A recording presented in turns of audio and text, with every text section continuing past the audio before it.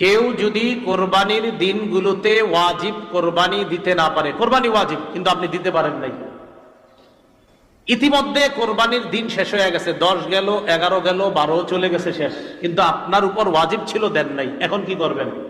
এখন আপনি একটা ভালো মানের খাসির সমপরিমাণ মূল্য সদকা করে দিবেন।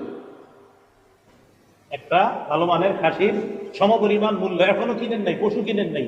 ও, এক্ষেত্রে মনে রাখবেন, আপনার উপর কোরবানি ওয়াজিব, এখনো আপনি পশু ক্রয় করেননি।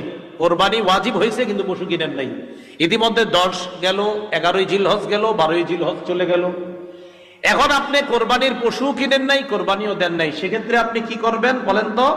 আপনি একটা ভালো মানের ছাগলের মূল্য সদকা করে দিবেন। ছাগলের মূল্য কি করে দিবেন? সদকা করে দিবেন। এখন কথা হলো, পশু ক্রয় করছেন, পশু ক্রয় করছেন, আবার বলছি